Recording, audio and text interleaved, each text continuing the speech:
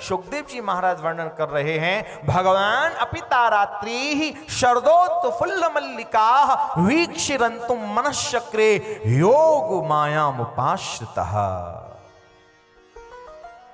भगवान श्री कृष्ण ने देखा जब शरद की शिशुमा चहों ओर बिखर रही है, तब भगवान ने यह महारास लीला की। एक रात्रि में यह महारास लीला संभव नहीं थी, इसलिए भगवान ने समस्त रात्रियों को एकत्रित किया, हर एक रात्रि को एकत्रित किया है। और महारास लीला के शुभारंभ में भगवान श्याम सुंदर ने क्या किया? योग मायाम मुपाश्रितः। ध्यान दीजिएगा शब्दों पर। यहां श्याम सुंदर श्री योग माया जी की उपासना कर रहे हैं।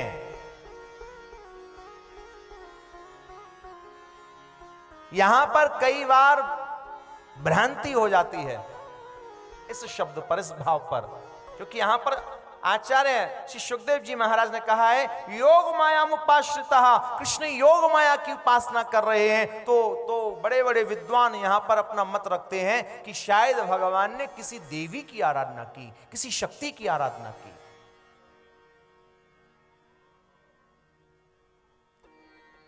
यद्यपि अनंत अनंत शक्तियां श्री कृष्ण चरणाश्रित हैं, कृष्ण इनके स्वामी हैं, योग माया कृष्ण की सेविका है। स्वामी सेवक को आज्ञा देता है, ना कि निवेदन करता है। लेकिन यहां पर शब्द है योग माया उपाश्रितः। इससे तो स्पष्ट हो रहा है कि कृष्ण योग माया की आराधना कर रहे हैं। यहां क्या ये योग माया वही है जो कृष्ण जन्म से पूर्व जिस योग माया को बुला करके कृष्ण आदेश दिया करते हैं कि हे योग माया तुझे मेरा कार्य करना होगा? यहां तो आदेश दे रहे हैं कृष्ण योग माया को। जब देवकी का सप्तम गर्भ खिंचवा करके रोहिणी जी गर्भ में स्थापित करवाना था, उस समय आदेश दिया। और यहां पर सुखदेव जी महाराज कह रहे हैं उपासना कर रहे हैं, तो प्रश्न उठता है कि क्या यह वही योग माया है या अन्य और कोई? योग यानी जोड़ना, योग यानी हित तत्व।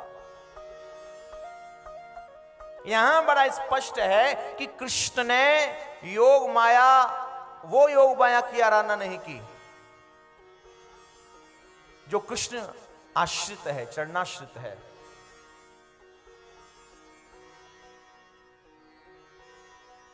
तो फिर यहां किसे योग माया कहा?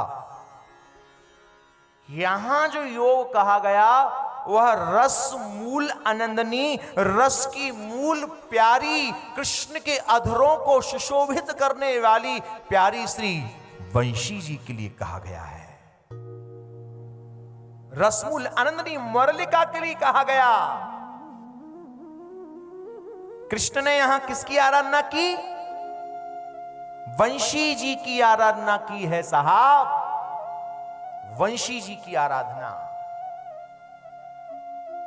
जितने निकट कृष्ण के यह वंशी है, मुझे नहीं लगता शायद कोई अन्य और इतना कृष्ण के निकट हो।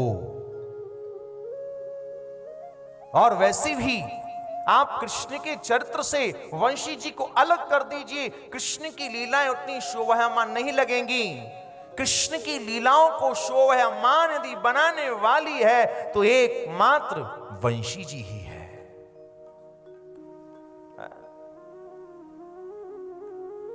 जितनी निकट कृष्ण के हैं वंशी है ना, मुझे नहीं लगता और कोई हो। अपने अधरों की आसन पर तो श्याम सुंदर इस वंशी को शयन कराते हैं साहब। अपने अधरों की आसन पर श्याम सुंदर अपने होठों का तो उस वंशी को तकिया लगाते हैं। ऐसी सूक्ष्म सेवा का दर्शन और कहीं देखने को प्राप्त नहीं होता। अधरों की शैया पर शयन, होठों का तकिया, जैसे राजा महाराजाओं के ऊपर छत्र लगाते हैं ना, ऐसे ही श्याम सुंदर इस वंशी जी के ऊपर छत्र लगाते हैं। काहे का? अपनी नासिका में एक मोती का बेसर धारण करते हैं। नविनासिका मोती का छत्र बना, काबली पंख चलाते हैं क्यों? नवनासिका मोती का छत्र बना, काबली पंख चलाते हैं क्यों?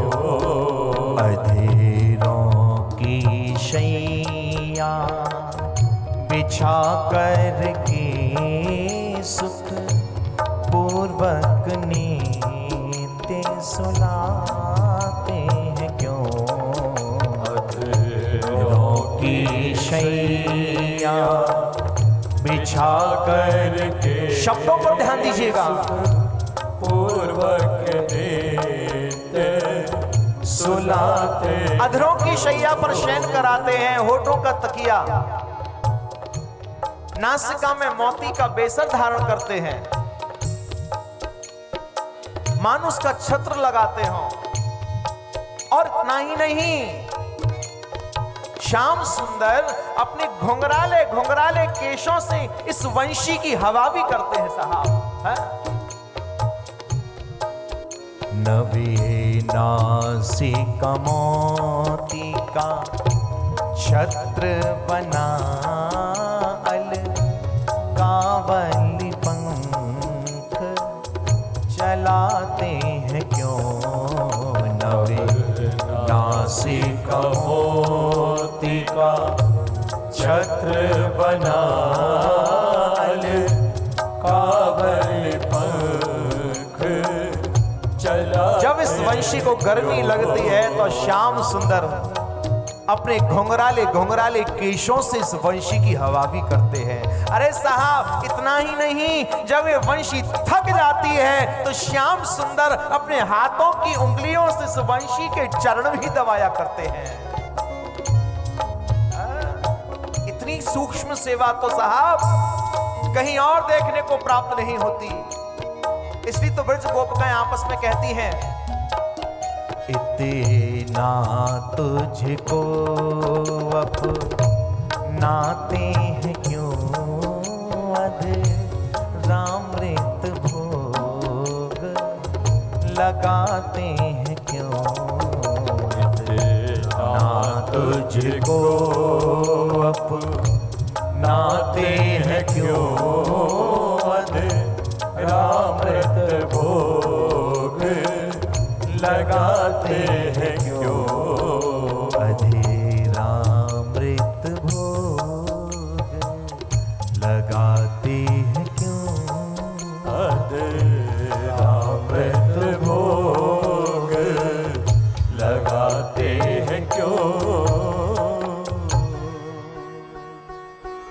ब्रज गोपिकाएं विचार करती हैं, कहती हैं, हे प्यारे श्याम सुंदर, हमारे जीवन का वो अहोभाग्य कब होगा जब हमें आपके अधरामृत पान करने का सौभाग्य मिलेगा।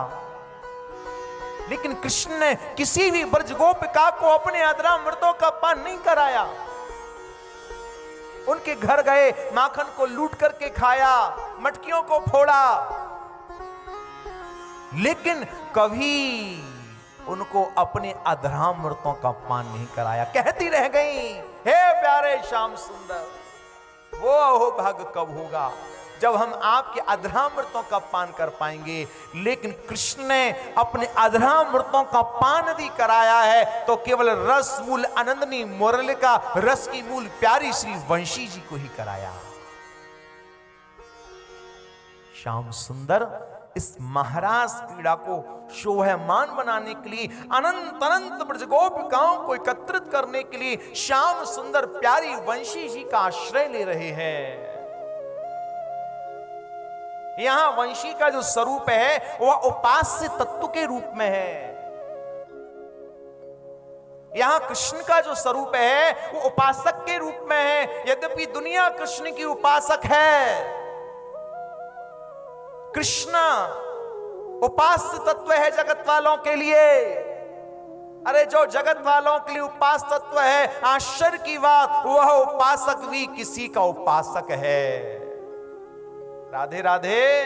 वह उपास तत्व भी किसी का उपासक है। कृष्ण किसकी उपासना करते हैं? श्याम सुंदर प्यारी वंशी जी की उपासना करते हैं। श्री हरिवंश स्वरूपिको मन वच करहु प्रणाम, सदा सनातन पाइए श्री वृंदावन धाम। जाको वृंदा विपिन है कृपा नहीं की हुई। श्याम सुंदर प्रतिदिन वंशी जी की आराधना करते हैं। श्री ध्रुवदास जी महाराज कहते हैं, दो श्री हरि वंश के चरण कमल सुखे धाम, वंदो श्री हरि वंश के चरण कमल सुख बंदो श्री हरि वंश के चरण कमल सुख धाम, वंदो श्री हरि वंश के चरण कमल सुख धाम। जिनको वंदत नित्य ही छैल छबीलो श्याम, जिनको वंदत। शब्दों पर गौर करना, यहां शब्द आया वंदो श्री हरिवंश के चरण कमल सुखधाम। श्याम सुंदर वंशी जी के चरणों की वंदना क्यों करते हैं? क्योंकि वंशी जी के जो चरण हैं वो सुख के धाम हैं, प्रेम के धाम हैं। प्रेम स्वरूप, प्रेम प्राप्ति के हेतु श्याम सुंदर भी प्रेम उपासक बन गए हैं साहब। जगत वाले विश्व वाले कहते भरे लव इज गॉड, प्रेम ही ईश्वर है। क्या कभी किसी ने प्रेम को वास्तव में ईश्वर के रूप में स्वीकार किया? कह देना, उसको क्रियान्वित करना, दोनों में बहुत बड़ा अंतर है साहब, बहुत बड़ा अंतर है। केवल कहते भरे प्रेम ही ईश्वर है, लेकिन हां, प्रेम को यदि ईश्वर माना तो हमारी वृंदावन की भूमि के जो प्रेम के खिलौने श्यामा श्याम प्रियालाल राधा कृष्णा, इन्होंने भी अपना उपास्य तत्व यदि माना तो प्रेम तत्व के लिए माना। इसलिए यहां पर कहा वंदो श्री हरि वंश के चरण कमल सुख धाम, वंदो श्री हरि वंश के चरण कमल सुख धाम। जिनको वंदत नित्य ही, नित्य शब्द पर ध्यान देना, ये नित्य शब्द बहुवचन का है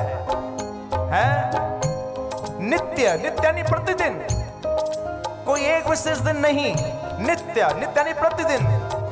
जिनको वंदत नित्य ही छैल छबीलो श्याम, जिनको वंदत नित्य ही छैल छबीलो श्याम, छैल छबीलो श्याम, छैल छबीलो श्याम।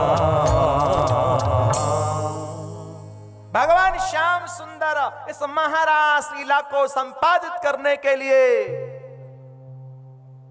अनंत अनंत ब्रजगोपिकाओं को एकत्रित करने के लिए रसमूल आनंदनी मुरलिका की आराधना कर रहे हैं, वंशी जी की आराधना कर रहे हैं।